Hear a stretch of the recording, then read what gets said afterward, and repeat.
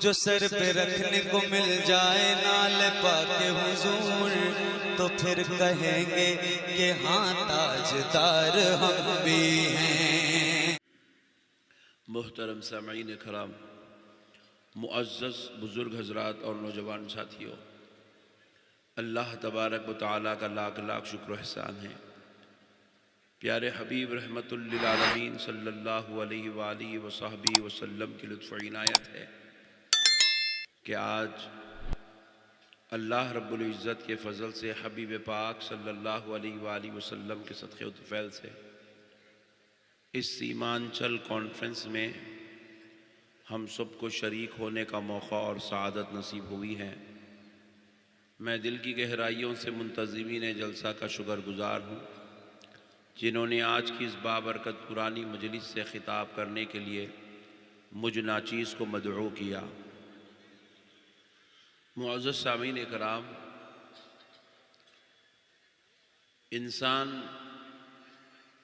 اس وقت اللہ تبارک و تعالیٰ کا شکر ادا کر سکتا ہے جب انسان کو اللہ کی دی ہوئی نعمتوں کی قدر ہو۔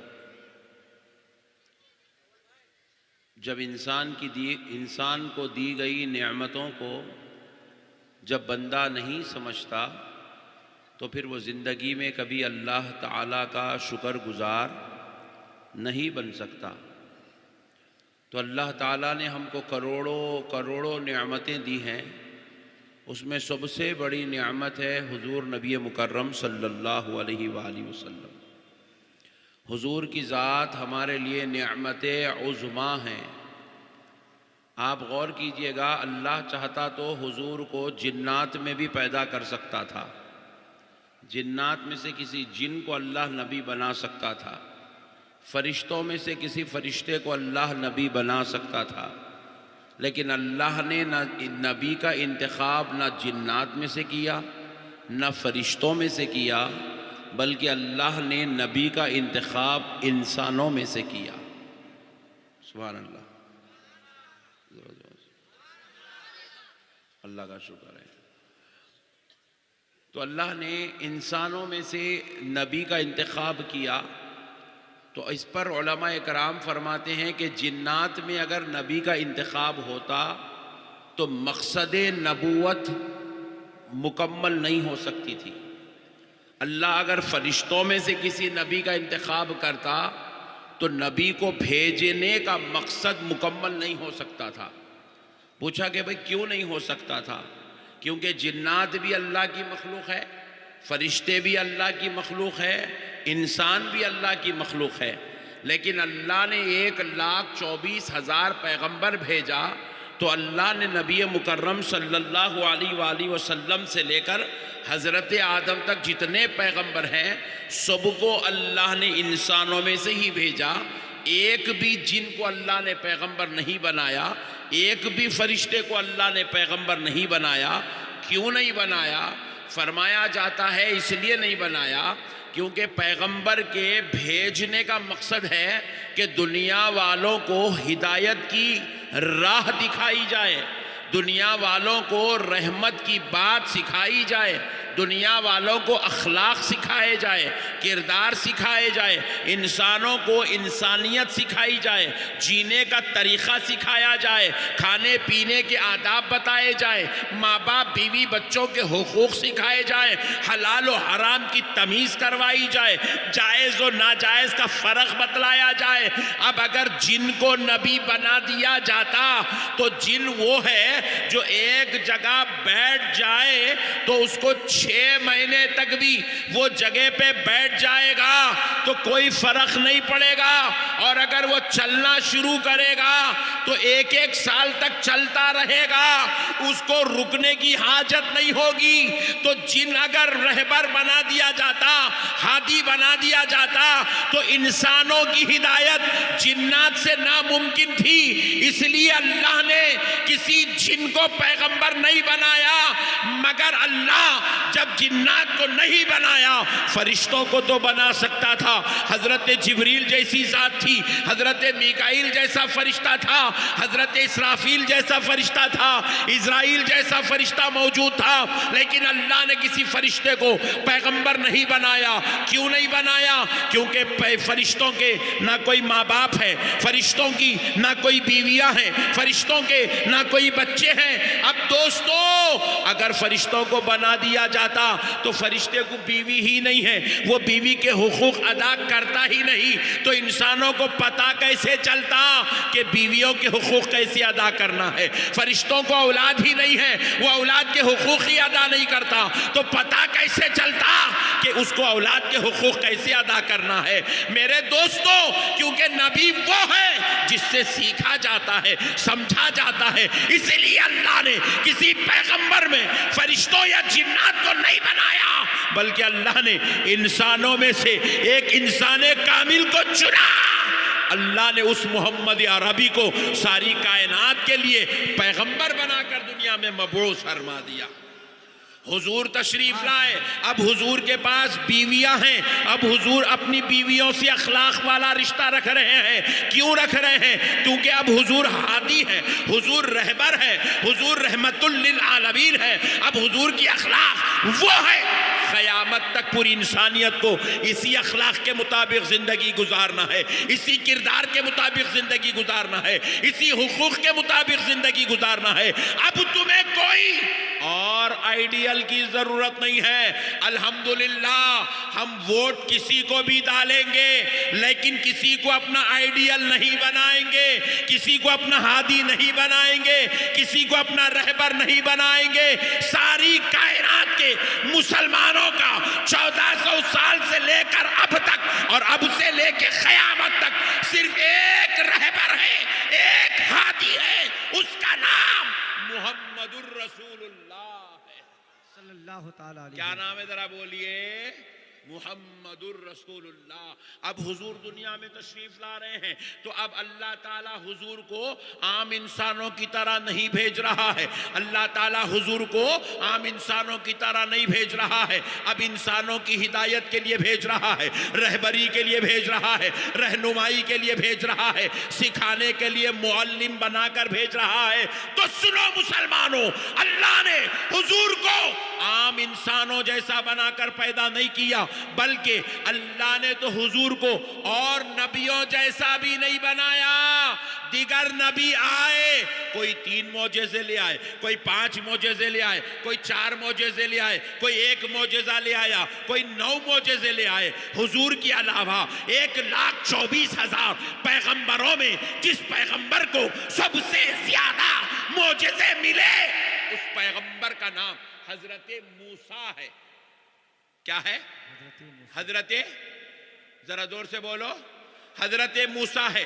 یہ وہ موسیٰ ہیں جن کو اللہ نے 9 معجزات دیے تھے, 9 معجزات. مگر جب آمنہ کے لال کی باری آتی ہے, پیارے مصطفیٰ کی آمد کی باری آتی ہے, حبیب پاک کو دنیا میں بھیجنے کی باری آتی ہے, جب نبیوں کے سردار کی باری آتی ہے, تو اللہ نے پیارے مصطفیٰ کو 1 یا 2, 25 یا 50, 100 یا 200 معجزے نہیں دیا, بلکہ اللہ نے میرے مصطفیٰ کی ہر ادا کو معجزہ بنا دیا, ہر حرکت کو معجزہ بنا دیا. میرا نبی معجزے لے کر بھی آ رہا ہے, میرا نبی شان و عزت بھی لے کر آ رہا ہے, میرا نبی عظمت و فضیلت بھی لے کر آ رہا ہے, میرا نبی رتبے و درجات بھی لے کر آ رہا ہے, وَرَفَعَ بَعْضَهُمْ درجات کی شان لے کر آ رہا ہے. میرا نبی وَيُعَلِّمُهُمُ الْكِتَابَ وَالْحِكْمَةَ کا پیغمبر بن کر آ رہا ہے.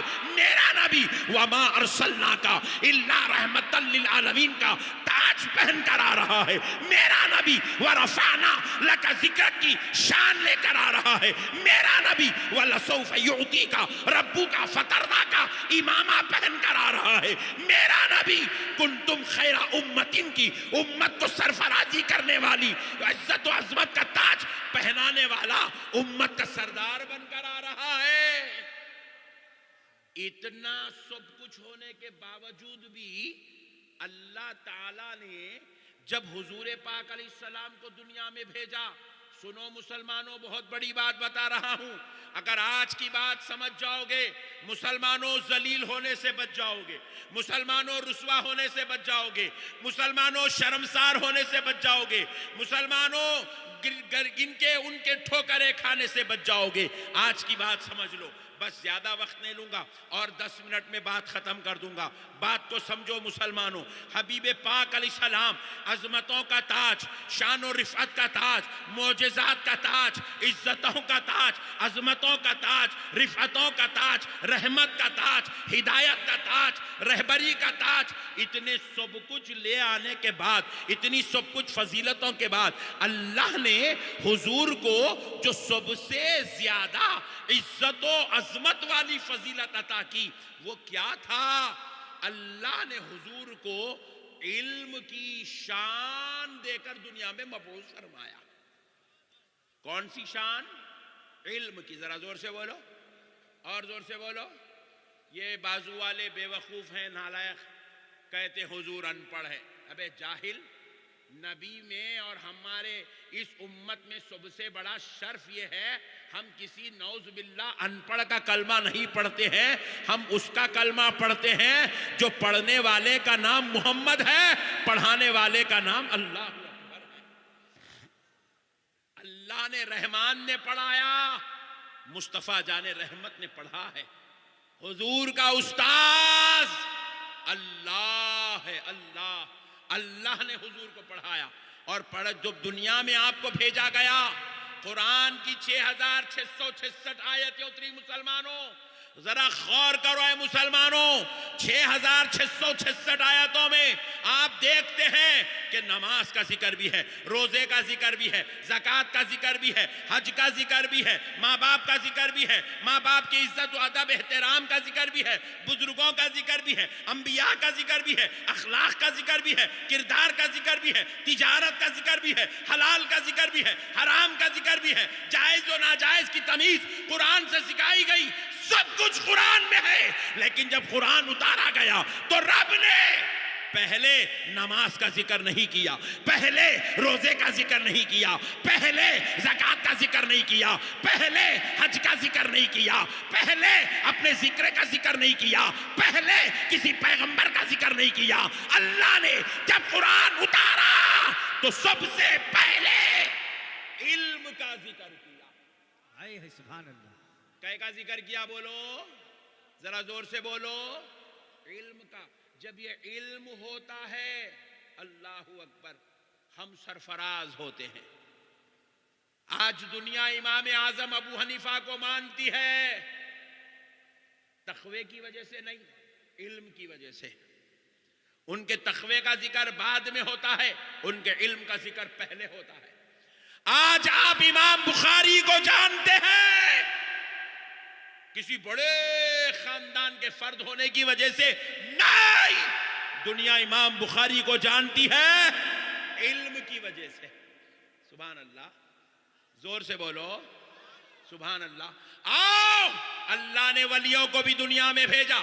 ایک ایسی ذات کا ذکر میں کرنے جا رہا ہوں، اللہ نے جن کو ولیوں کا سردار بنایا، جن کو سیدنا شیخ عبد القادر جیلانی، محبوب سبحانی، قطب ربانی، پیر لاسانی، سرکار غوث العظم کے نام سے آپ اور ہم جانتے ہیں۔ سنو مسلمانوں، آپ نے غوث اعظم کی کرامات کو سنا، آپ نے غوث اعظم کے مقامات کو سنا، ان کی رفعتوں کو سنا، ان کی شان کو سنا، ان کے درجات کو سنا۔ میں پوچھتا ہوں، کیا غوث اعظم یوں ہی ولی بن گئے تھے؟ کیا غوث اعظم یوں ہی منصب ولایت پہ فائز ہو گئے تھے؟ کہا نہیں نہیں نہیں نہیں نہیں، حضرت غوث اعظم وہ ہے جو ماں کے پیٹ میں ہے، کرامتوں کا ظہور ہو رہا ہے، ولادت ہو رہی ہے، کرامتوں کا ظہور ہو رہا ہے، پیدا ہو رہے ہیں، روزہ رکھ کے پیدا ہو رہے ہیں۔ غوث اعظم دنیا میں تشریف لائے، آپ نے اپنی ولایت کو اپنے پیدا ہوتے ہی منوا لیا، مگر پھر بھی اس کے باوجود جب وہ 7 سال کے ہوئے، ان کی ماں نے ان کو اپنے سے جدا کر کے عراق روانہ کر دیا۔ کہا بیٹے عبد القادر، اس وقت تک نہیں آنا جب تک تیرا نام اس دور کے علماء کی صف میں نہیں لکھا جائے گا۔ نعرے تکبیر، नारे रिसालत मसलक आला हजरत फैजान हुजूर मुफ्ती आजम हिंद फैजान हुजूर ताजुश शरिया। सुनो मुसलमानों, कौन है गौसुल आजम?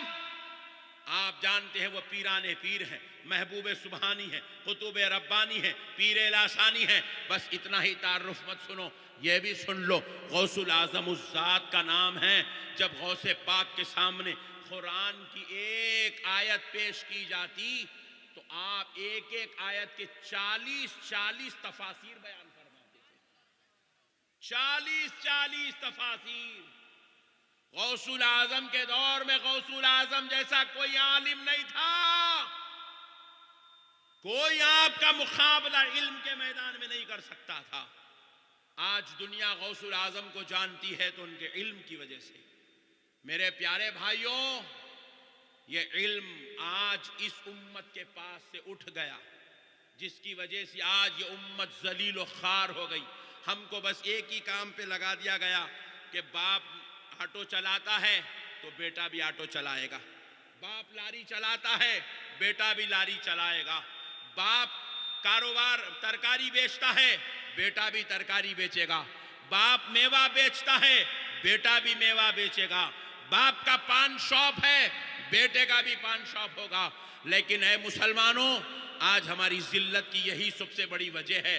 बाप भी जाहिल है बेटा भी जाहिल है, बाप भी अनपढ़ है तो बेटा भी अनपढ़ है। लेकिन आओ जरा आप अपने ही खुर्ब जवार के लोगों को झांक कर देखो, जिनको हम सुबह उठकर गालियां देते हैं, जिनके घरों में बैतुल खला नसीब नहीं है, जो खेतों में बैठकर अपनी खलाजत साफ करते हैं, उस कौम को देखो।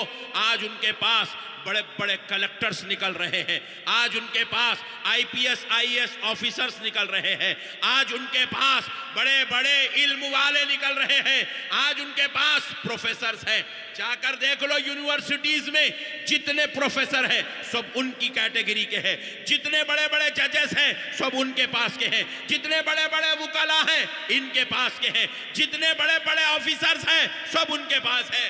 क्यों है? क्योंकि उनका बाप खेती बाड़ी करता था मगर अपने बच्चे को पढ़ाता था, उनका दादा गरीब था मगर अपनी औलाद को, अपनी नस्लों को वो पढ़ाने का हुनर जानता था। आज वो पढ़ा दिया, उनकी नस्लें कामयाब व कामरान सरफराज हो गई। कल तक वो हमारे घरों में काम करते थे, आज हम उनके घरों में काम कर रहे हैं। आज हम हाथ बन के खड़े हैं, सरकार सरकार पैसे दे दो, साहब मेरी तनख्वाह दे दो, साहब महीना होगा मेरे पैसे दे दो, साहब मेरे पैसे देना बाकी है, आप साहब मेरे को दीजिए, साहब मैं नौकरी करना चाह रहा हूँ, साहब मेरे को भीख दीजिए मैं नौकरी करना चाह रहा हूँ। अल्लाहु अकबर, आज ये हालत हो गई है। कौन है ये उम्मत? ये रसूल अल्लाह की उम्मत है, ये रहमतुल लिल आलमीन की उम्मत है। अल्लाह ने इस उम्मत को मजबूर बना के पैदा नहीं किया, अल्लाह ने इस उम्मत को भिखारी बना के पैदा नहीं किया, अल्लाह ने इस मुसलमान को कमजोर बना के पैदा नहीं किया। अल्लाह ने इस मुसलमान को आला ज़हन अता किया, आला फहम अता किया, आला किरदार अता किया, रहमतुल लिल आलमीन का उसवा अता किया।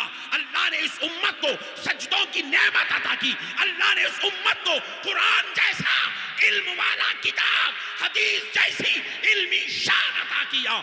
मगर आज ये उम्मत कुरान से भी दूर, हदीस से भी दूर, इल्म से दूर, तालीम से दूर, रहनुमाई से दूर, रहबरी से दूर, हिदायत से दूर, आज ये उम्मत इस दहाने पर खड़ी है। जो चाहता है हमें ठोकर मार देता है। आज हम अपना एक मसला भी पूरे हिंदुस्तान में, एक बड़ी अफसोस की बात है, आज हमसे ये कहा जा रहा है कि आप अब ये थोड़े दिन ऐसे आ रहे हैं, आप उत्तर प्रदेश की तरफ सफ़र मत करिए, आप उत्तर प्रदेश की तरफ सफ़र मत करिए। हमें शर्म आ रही है ये बात सुनकर कि हमें डराया जा रहा है, हमें संभालने की कोशिश की जा रही है कि आप उत्तर प्रदेश मत आओ। अल्लाहु अकबर कबीरा। अरे आज क्या हालत हो गई कि आज हमें चूड़ियां पिना के घरों में बिठाया जा रहा है। आज हमारे अंदर इतनी तक तमीज नहीं है कि हम अपने हक के लिए लड़ नहीं सकते हैं। हम दाढ़ी छोड़ने डर रहे हैं, टोपी पहनने डर रहे हैं, इमामा बांधने डर रहे हैं, मुसलमान नाम बताने डर रहे हैं, क्योंकि हमारी हालत علم جب نہیں ہوتا ہے انسان بزدل بن جاتا ہے. تم قرآن پڑھو تم میں ہمت پیدا ہوگی, تم حدیث پڑھو تم میں جولانی پیدا ہوگی, تم علم حاصل کرو, تم ڈگریاں کرو, تم کالجز کو جاؤ, تم علم والے بنو, تمہارے اندر جو ہے ہمت اور جولانی پیدا ہوگی. مسلمانوں جب علم چھوڑ دیتے ہو نا تو ذلیل و خوار ہو جاتے ہو, رسوا ہو جاتے ہو, شرمسار ہو جاتے ہو. آج یہی شرمساری کا دن ہمارے پاس آ گیا ہے, آج یہی وقت ہمارے پاس آ گیا ہے. یہ وقت کیوں آیا؟ ہمیں یہ احتیاطی تدابیر کیوں سنائی جا رہی ہے؟ کیونکہ ہم خود اپنا مسئلہ حل نہیں کر سکتے ہیں, ہمارے بزرگ مجبور ہو گئے ہیں ہم کو احتیاط کے دائرے میں لانے کے لیے, کیونکہ ہمارے پاس علم نہیں ہے, ہمارے پاس قانون کے ساتھ بات کرنے کا دم نہیں ہے, ہم بالکل جہالت کے گڑھے میں پڑ گئے ہیں. اے مسلمانوں, اللہ کا واسطہ, رسول اللہ کا واسطہ, آؤ مسلمانوں, آپ نہیں پڑھے کم سے کم اپنی اولاد کو پڑھاؤ, اپنی نسلوں کو پڑھاؤ, اپنی اولاد کو قابل بناؤ.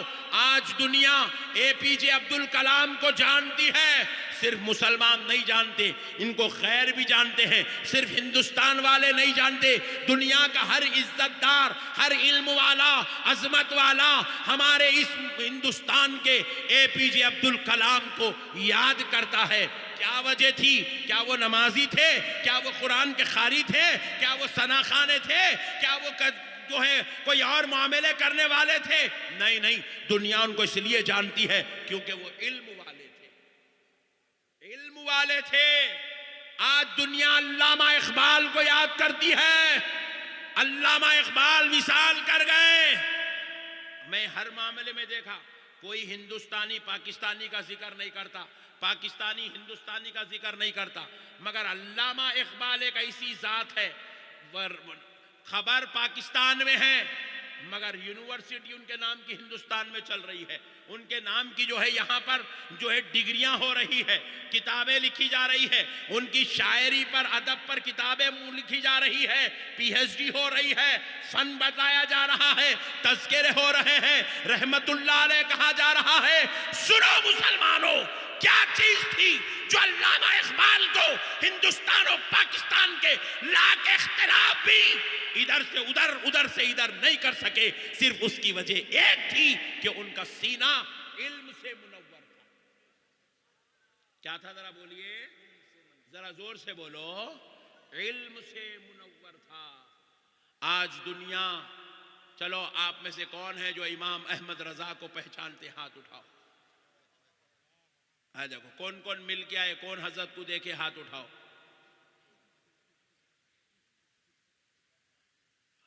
سو سال ہو گئے امام احمد رضا جیسی ذات کا اس دنیا سے وصال ہوئے, 100 سال ہو گئے, مگر آج بھی 100 سال کے بعد ان کے نام کے نعرے لگ رہے ہیں. آج بھی 100 سال کے بعد ان کی عظمت کے جو ہے جھنڈے چڑھائے جا رہے ہیں. کیوں؟ سن لو مسلمانوں, قسم رب ذوالجلال کی, آج بھی امام احمد رضا کا شمع جل رہا ہے تو صرف علم کی وجہ سے. زور سے بولو, اور زور سے بولو. علم کی وجہ سے. پڑھاؤ مسلمانوں, اپنے بچوں کو پڑھاؤ, قابل بناؤ. پہلے ہمارے مدرسوں میں بھی ماشاءاللہ بچے آتے تو کوئی کامل الحدیث ہوتا, کوئی کامل الفقہ ہوتا, کوئی کامل التفسیر ہوتا. اب کیا ہو گیا, ہمارا بچہ حافظ قرآن بنتے کی باہر نکل جا رہا, جا کے وہاں مسجد میں دیکھ رہا ماحول اچھا بیان کر لیا تو اپنے نام کے ساتھ مفتی لکھ لے رہا. لو گمت, یہ الگ ٹینشن شروع ہوگا. کون مفتی ہے, کہاں مفتی ہے, سمجھ میں نہیں آ رہا. اتنا خطرناک مفتی ہوگا, پھر وہ اتنا ڈینجر مفتی بن جا رہا, خالی لکھ لے کے خاموش بھی نہیں بیٹھ رہا, فتوے بھی دے رہا. لو گمت. دین میں بھی مردہ نکل گیا, دنیا میں بھی مردہ نکل گیا. حالت ہماری ایسی ہو گئی ہے. اب ہم اسٹیجوں پہ ایک دوسرے کو گلے پکڑ کے مار لے رہے ہیں, مواں پھوڑ لے رہے ہیں, اور اس کو پھر لائیو دیکھو یہ پٹھے کہاں سے آ گئی کی کیا نہیں کی, اتنے لے کے آگے بیٹھ گئے. 1 2 3 4 5 6 7 8 9 40 کیمرے لگے ہوئے ہیں.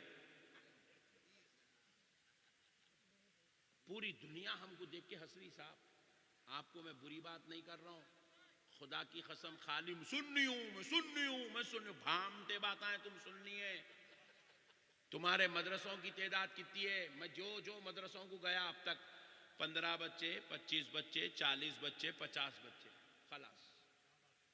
جی 100 بچوں کا اگر کوئی مدرسہ اہل سنت میں مل گیا تو وہ علاقے کا سب سے بڑا مدرسہ ہے وہ.